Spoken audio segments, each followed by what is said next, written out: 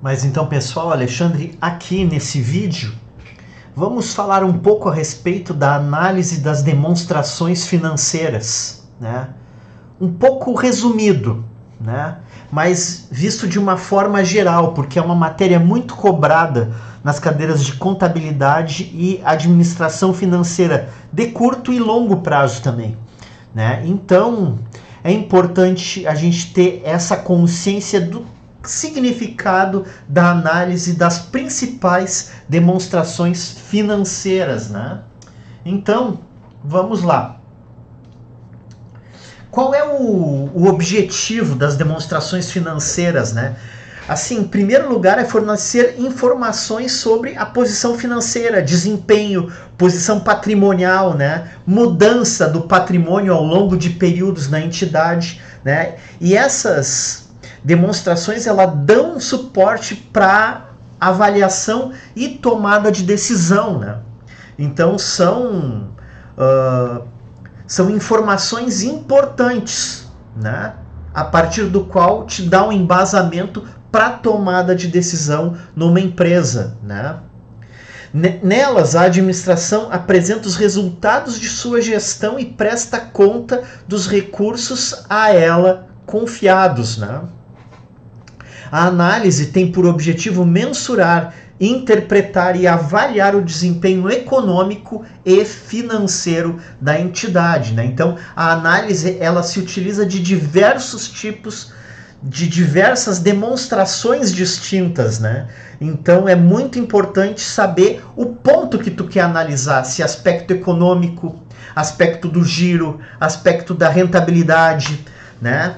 E as decisões econômicas tomadas pelos usuários das demonstrações financeiras partem da avaliação da capacidade da geração de caixa, né? Então, ó, o que tem a ver com essa avaliação da capacidade da geração de caixa? A posição financeira, pelos recursos econômicos controlados, estrutura financeira, liquidez e solvência, capacidade de adaptação às mudanças do ambiente em que opera. Desempenho econômico. Quando a gente fala em econômico, a gente está falando muito a respeito de demonstrações do resultado de determinados períodos ou exercícios, né? Ou seja, tu consegue visualizar tendências e rentabilidades, ok? E mutações na posição financeira. Então, quando a gente pensa na posição financeira, a gente está pensando no caixa, né? E o caixa, né? Ele trabalha basicamente com três aspectos, né? O caixa de investimentos, os caixas dos financiamentos e o caixa operacional, né? Muito bem.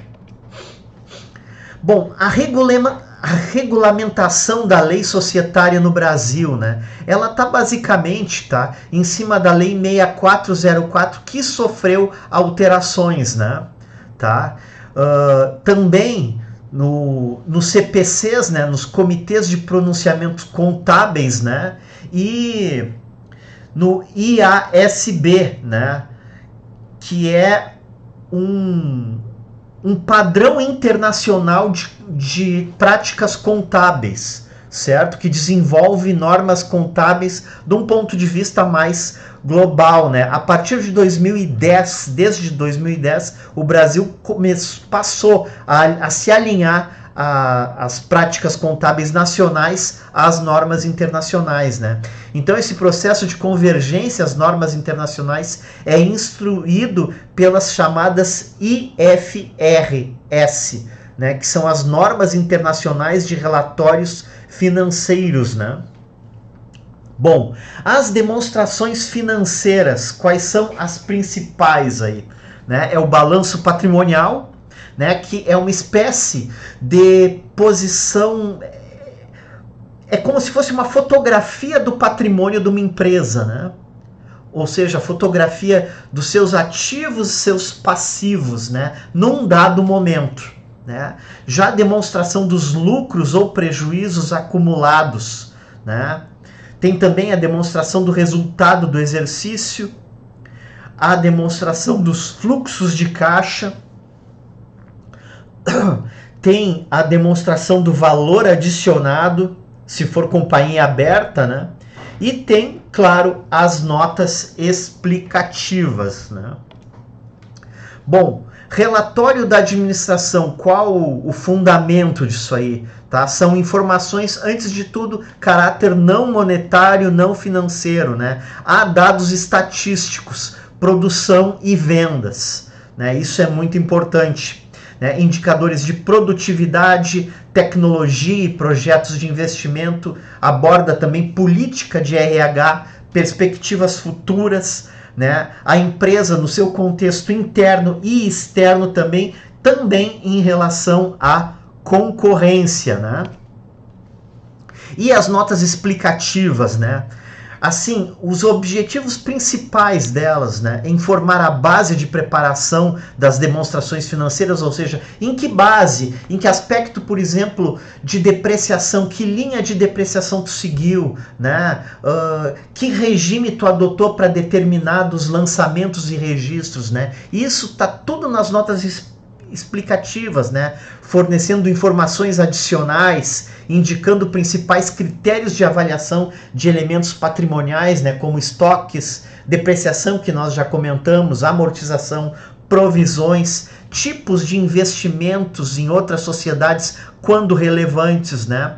Aumento de valor e ônus reais sobre elementos do ativo, taxas de juros, datas de vencimento e garantias a longo prazo, número, espécie e classes de ações do capital social, opções de compra de ações e ajustes de exercícios anteriores, dentre outras, certo, pessoal?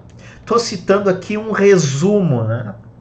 O balanço patrimonial, né? Como eu já disse, ele é uma fotografia da posição patrimonial da empresa num dado instante, né? É um demonstrativo, como se costuma dizer, estático, né? Ele classifica os elementos do patrimônio por ordem decrescente do grau de liquidez no ativo, né? Já no passivo, decrescente do grau de exigibilidade, né? Então, é para conhecimento e análise da situação financeira da companhia lá no ativo. Por que o caixa está lá em cima? Porque é o elemento mais líquido. Depois vem bancos, né? Depois vem aplicações. Depois, quem sabe, vem contas a receber de clientes, né? Então, tá tudo ali decrescente de ordem de grau de liquidez, né? Ou seja, dos mais líquidos até os menos líquidos, né? Estrutura de grupo de contas no ativo, né? Temos as contas do ativo circulante e do ativo não circulante, né? Que dentro desse não circulante estão o ativo realizável a longo prazo, investimentos, imobilizado e intangível, né? E as contas do circulante, do ativo circulante, né? Como eu já havia dito, né? Caixa, bancos, aplicações, equivalentes de caixa, né? Também temos contas a receber de clientes, né? Estoques também, né? Despesas do exercício seguinte que tu pagou, né? Mas muitas vezes tu ainda não te apropriou, como seguros a vencer, né? Coisas assim, né? No passivo, o passivo circulante, o passivo não circulante, né? Qual a diferença entre os dois, né? A exigibilidade, normalmente passivo não circulante tem uma exigibilidade maior, superior, vencível após o término do exercício subsequente. Já nas contas do passivo circulante, não, é as contas exigíveis ao longo do exercício. E o patrimônio líquido, né? Que é constituído pelo quê? Pelo capital social, as reservas de capital, ajustes de avaliação patrimonial, reservas de lucro, ações em tesouraria e prejuízos acumulados, né? Muito bem. Aqui um exemplo, né, pessoal? A gente pode ver que, por exemplo, um balanço patrimonial, ele está dividido em duas partes. Um lado, o lado esquerdo, né, é o ativo, o direito é o passivo. No ativo e passivo, né, aplicação e origens de recursos. No passivo é da onde vêm os recursos, né? No ativo é para onde são aplicados os recursos. Então, na verdade, o balanço patrimonial nada mais é do que uma coleção daquilo que tu tem de origem de recursos e no ativo para onde vão esses recursos, né?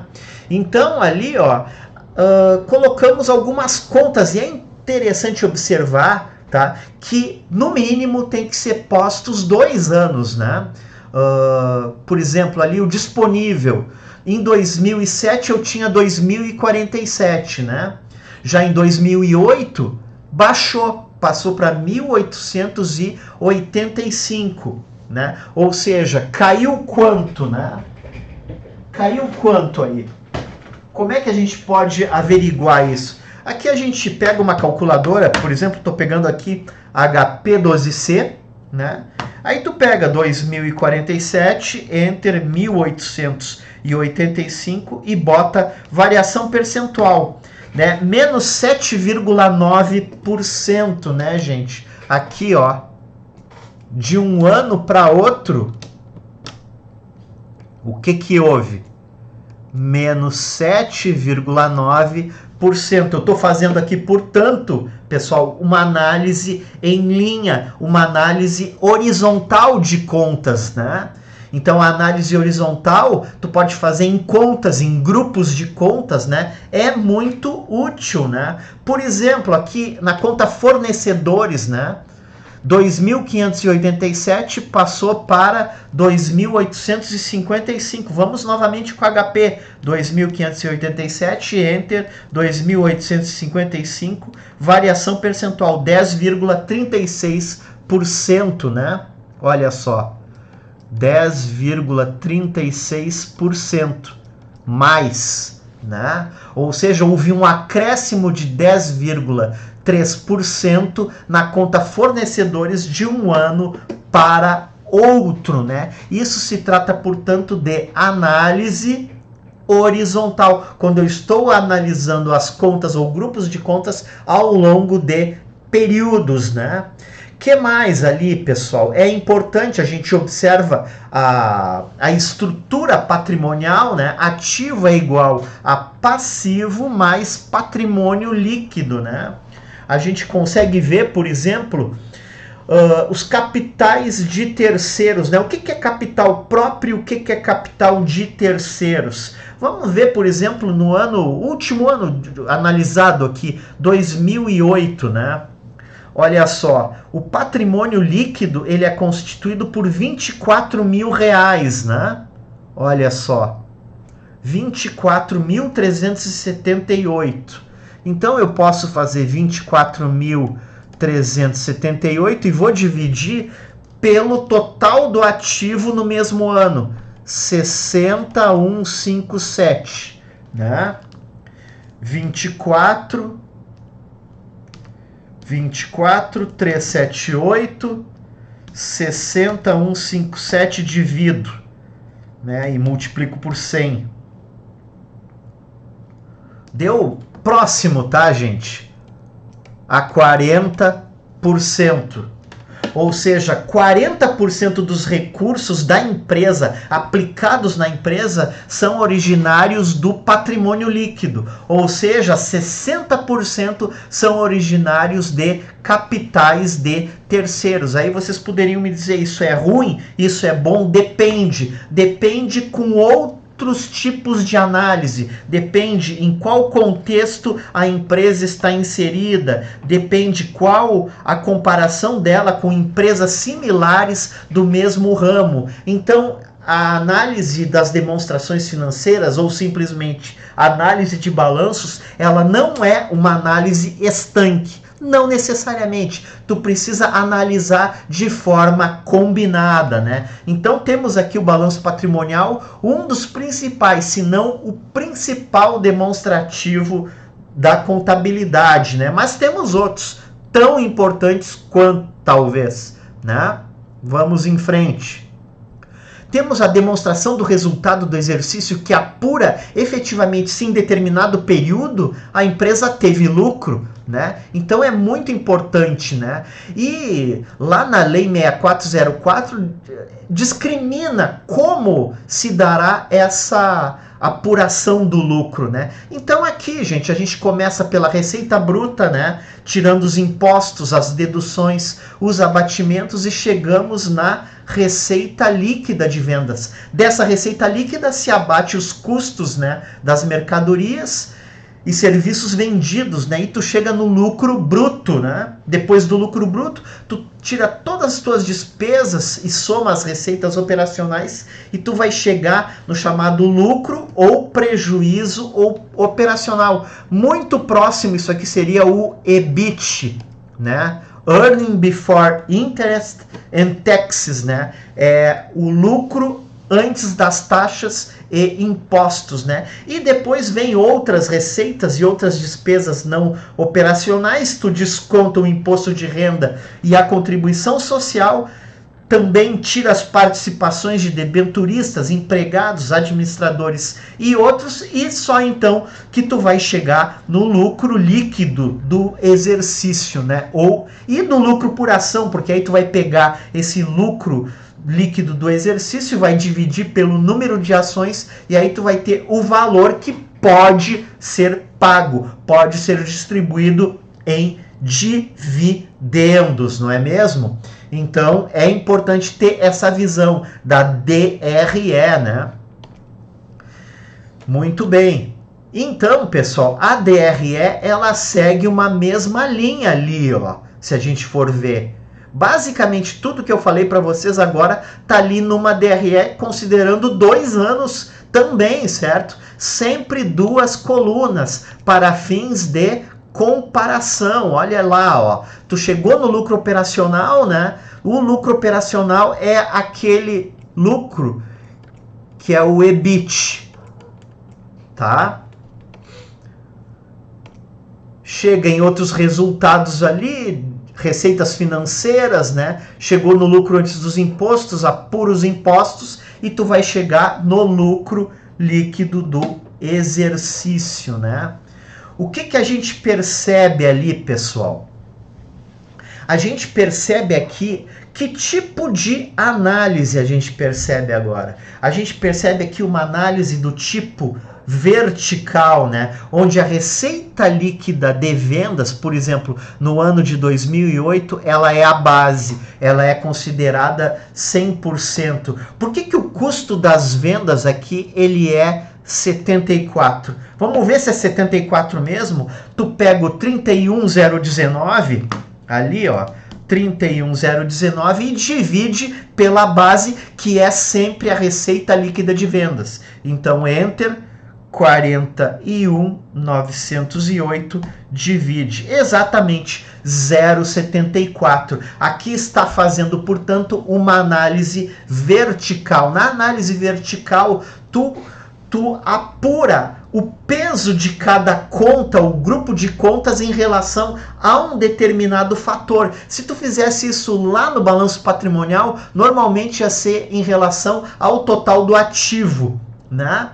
Mas aqui vai ser sempre na DRE em relação à receita líquida de vendas, que vai ser sempre a tua base ou o teu valor de 100%, né? Assim como os outros itens, né? Por exemplo, as despesas administrativas. Por que é 5,5?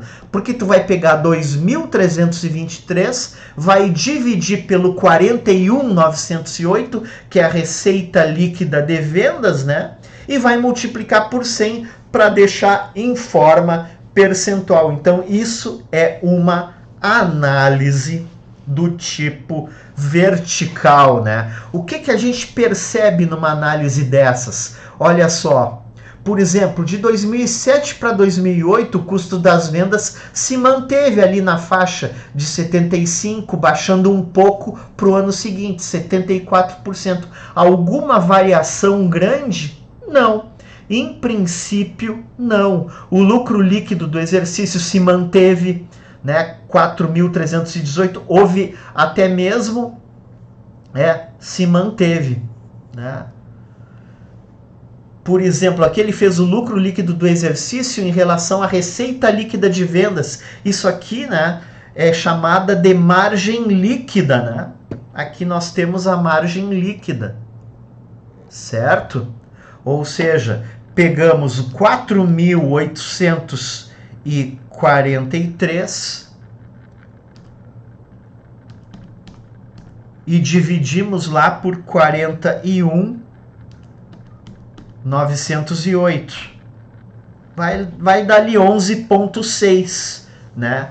Ou seja, na análise de indicadores, na análise da rentabilidade, nós também vamos chegar nesse 11,6, né? Através da margem líquida, né? E por curiosidade, a margem bruta seria uma relação entre o lucro operacional e a receita líquida de vendas, né? Então seria uma forma de tu apurar isso aí, né? Ok? Lucro operacional bruto. Mas vamos em frente, né? Aí ele apura ali o lucro por ação, né? Conforme o número de ações. E tem também uma avaliação com EBITDA, né? O que é o EBITDA, né? É Earning Before Interest, Taxes, Depreciation e Amortization, né? É um lucro antes dos impostos, taxas, depreciações e amortizações. Ou seja, nesse lucro tu tira, tá? Aspectos financeiros que possa, como é que eu vou dizer, influir no lucro, e tu quer efetivamente apurar o lucro com apenas a operação da empresa. Ou seja, tu vai tirar tudo aquilo que envolve a parte financeira, né? Então tu chegou no lucro operacional, que é o EBITDA, né?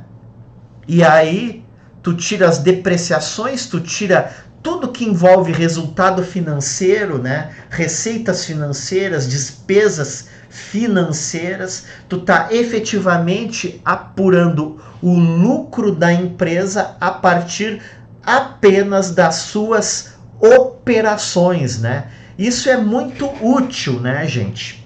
É uma medida útil para tu apurar como estão as operações da empresa, se o operacional da empresa ele é viável, ele é economicamente viável, né? Então, gente, eu fiz aqui um resumo, né? Há outros aspectos das análises das demonstrações financeiras, né?